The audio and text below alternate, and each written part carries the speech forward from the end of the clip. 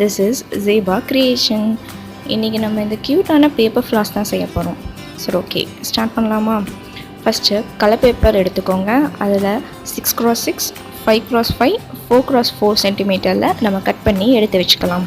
First வந்து 6x6 centimetre இருக்க பேப்பரை நம்ம எடுத்துக்கலாம். அதில் வந்து ட்ரை பண்ணி பார்க்கலாம். நான் ஃபோல்ட் பண்ணுறேன் பார்த்தீங்களா, அதே மாதிரியே வந்து ஒவ்வொரு சைடாக ஃபோல்ட் பண்ணுங்கள்.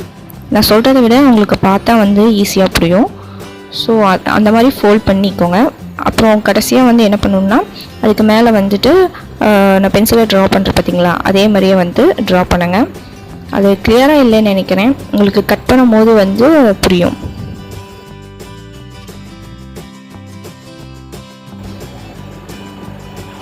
ரொம்ப பொறுமையாக கட் பண்ணுங்கள், இல்லைன்னா வந்து அது கரெக்ட் ஃபார்மில் வராது.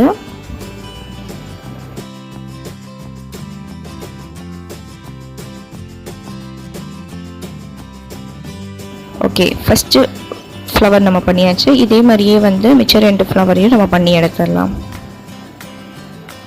அதை வந்து ஒரு பென்சிலோ இல்லை ஏதாவது ஒரு பென்னோ வச்சு அந்த ஒவ்வொரு பெட்டலையும் வந்து நான் பண்ணுறேன் பார்த்தீங்களா, அந்த மாதிரியே வந்து பண்ணிங்கன்னா கொஞ்சம் நல்லா இருக்கும். இதே மாதிரியே 3க்குமே நம்ம பண்ணி எடுத்து வச்சுக்கலாம். அதுக்கப்புறம் ஃபெவிகால் வச்சு அந்த 3ஐயும் வந்து நம்ம ஸ்டிக் பண்ணிக்கலாம்.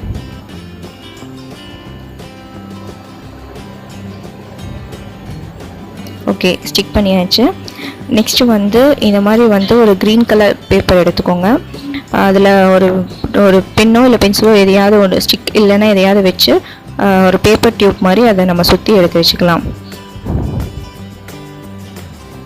அந்த கடைசியில் வந்து நம்ம ஃபெவிகால் போட்டு அதை ஒட்டிட்டோம்னா அது வந்து அப்படியே ஃபுல்லாக வந்து ஸ்ட்ராங்காக ஒட்டிக்கும்.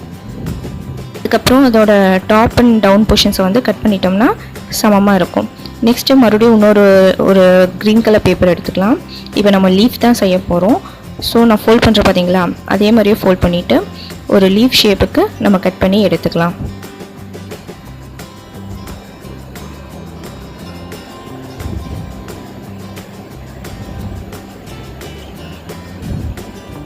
அவ்வளோதான், கட் பண்ணியாச்சு.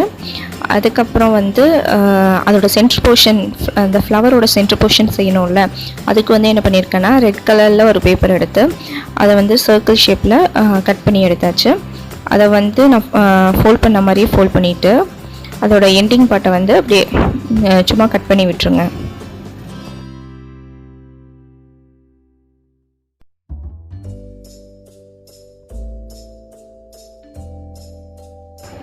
பொறுமையாக இந்த போர்ஷனை வந்து கட் பண்ணுங்கள்.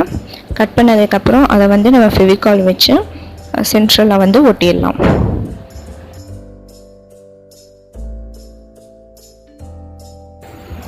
இப்போது இந்த பேப்பர் ஃப்ளாரை வந்து இந்த ஸ்டெம் இதுக்கு வந்து நம்ம செட் பண்ணோமா.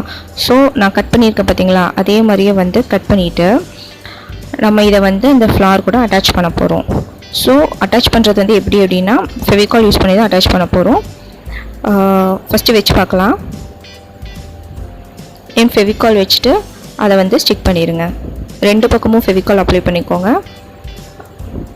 அப்ளை பண்ணிவிட்டு ஒரு ப்ரெஸ் கொடுத்தீங்கன்னா அது வந்து ஸ்டிக் ஆயிரும். நெக்ஸ்ட்டு வந்து இந்த லீஃப் இருக்குல்ல, அதை வந்து நான் ஃபோல்ட் பண்ணுற மாதிரியே ஃபோல்ட் பண்ணுங்கள்.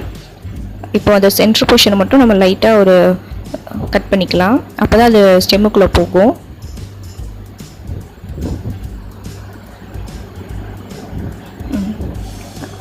ஓகே, நல்லா இருக்குல்ல.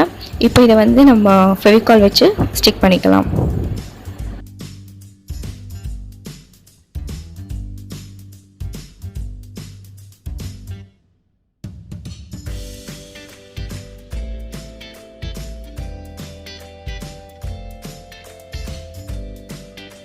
இப்போ வந்து பென்சில் வச்சு எல்லாத்தையுமே வந்து ப்ரெஸ் கொடுத்து இப்படி பண்ணிடுங்க. பண்ணிங்கன்னா கொஞ்சம் ரியலிஸ்டிக்காக இருக்கும்.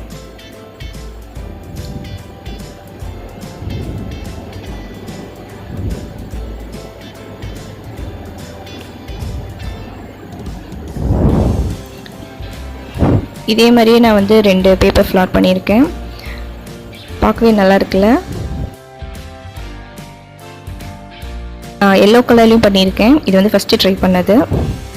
ஓகே, இப்போ இதை 3 அட்டாச் பண்ணால் நல்லாயிருக்கும்னு தோணுச்சு. ஸோ ஃபெவிகால் யூஸ் பண்ணி ஒன்று கீழே ஒன்று அப்படின்னு சொல்லி நான் அட்டாச் பண்ணியிருக்கேன்.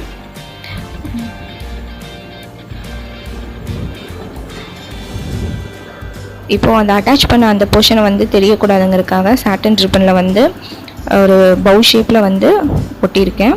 அப்புறம் அதுக்கு நடுவில் வந்து ஒரு பேர்ல் வச்சுருக்கேன். இதே தான் வந்து அந்த எல்லோ கலர் ஃப்ளாருக்கும் செஞ்சுருக்கேன்.